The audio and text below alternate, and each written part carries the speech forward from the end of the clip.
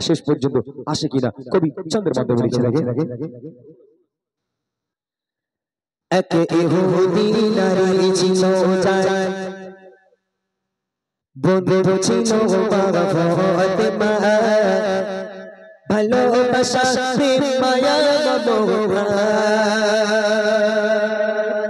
ছিল তাদের অনুপ্রেরণা ছিল তাদের অনুপ্রেরণা এক ইহুদি নারী ছিল যায় বন্ধু ছিল বাবা ফাতেমা ভালোবাসা প্রেম মায়া মমতা ছিল তাদের অনুপ্রেরণা ছিল তাদের অনুপ্রেরণা একে অপরের চিন্তা ভাবনায় একে অপরের চিন্তা ভাবনায় কথা মায়ারি বর্ণনা ভালোবাসা প্রেম মায়া মমতা ছিল তাদের অনুপ্রেরণা ছিল তাদের অনুপ্রেরণা এক তারিখে ইহুদি মেয়ে বিয়ে গগন দিল ঠিক হলো মেয়ের পিতা একে একে সব প্রিয়জনদের দাওয়াত দিল এক তারিখে ইহুদি মেয়ে বিয়ে গগন দিল ঠিক হলো মেয়ের পিতা একে একে সব প্রিয়জনদের দাওয়াত দিল প্রিয়জনদের দাওয়াত দিল মেয়ে বলে দাওয়াত দিল এসো মেয়ে বলে দাওয়াত দিল এসো আমার বান্ধবী ফাতেমা না এলে সে আমার বাড়ি এ বিয়ে আমি করব না এ বিয়ে আমি করব না এক ইহুদি নারী ছিল যায় বন্ধু ছিল বাবা ফাতেমা ভালোবাসা প্রেম মায়া মমতা ছিল তাদের অনুপ্রেরণা ছিল তাদের অনুপ্রেরণা আব্বা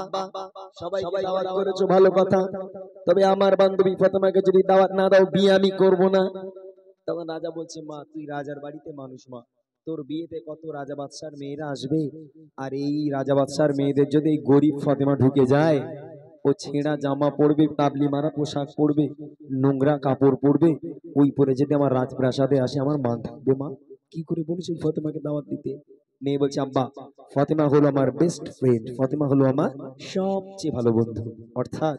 যদি আমার বান্ধবী ফাতেমাকে তুমি দাওয়াত না দাও তাহলে বিয়ে আমি করব না তোমার কি করার আছে তুমি করে নাও আমি নাচর বান্দা মেয়েদের জেদ বেশি হয় বাপ মেয়ের কাছে পারে কোনোদিন মেয়ে বলছে আব্বা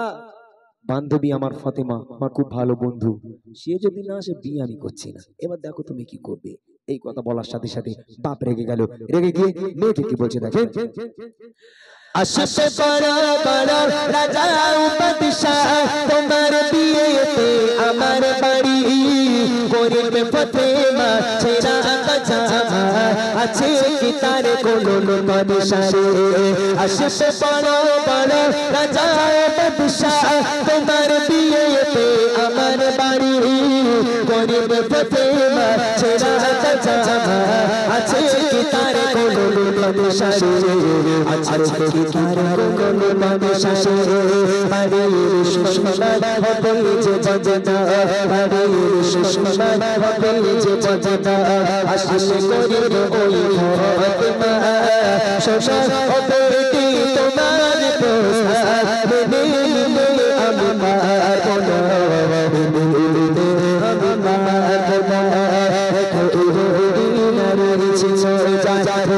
ছিল বাবা ফাতেমা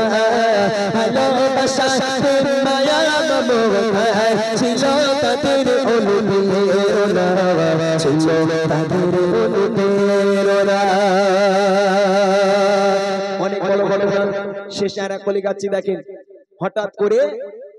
যখন ফাতেমার বাড়িতে দাওয়াত গেল যে বান্ধবী ফাতেমা আমার কাল বিয়ে, আমার বাড়িতে আসতে হবে তোমাকে। আমার আব্বা কোনো মতে রাজি হয় না, অনেক কষ্ট করে রাজি করিয়েছি, খবরদার তুমি এসো, এসে আমার বিয়েতে আমাকে খুশি করো, খবরদার তুমি না আসলে বউ আমি বিয়ে করবো না। আম্মাজান ফাতেমা আল্লাহর কাছে কান্নাকাটি করলো, আল্লাহ আমার একটা পোশাক আমি কেমন করে বিয়ে বাড়ি যাবো, অনেক বড় ঘটনা। আম্মাজান ফাতেমা আল্লাহর কাছে দোয়া করেছিল, আল্লাহ পাক জিবরিল আমিনের দ্বারা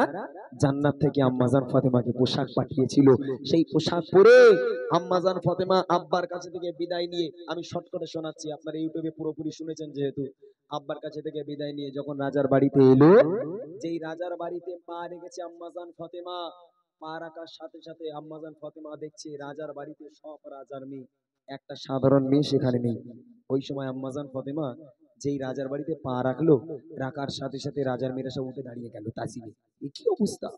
যে ফাতেমাকে আমরা গরিব বলি, যে ফাতেমাকে আমরা ভিখারি বলি, ওই ফাতেমা যেমন একটা পোশাক পরেছে,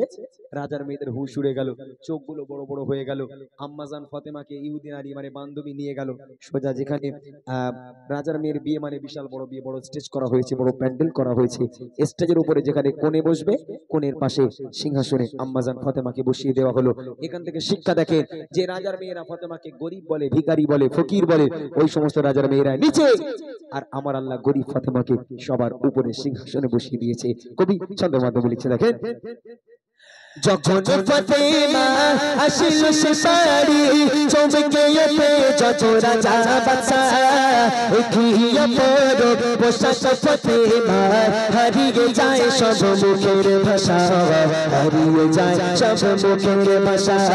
সুবাস ভরপুর তোর বহুদূর, সুবাস ভরপুর তোর বহুদূর, এসেছে কণ্ঠে দিবানা,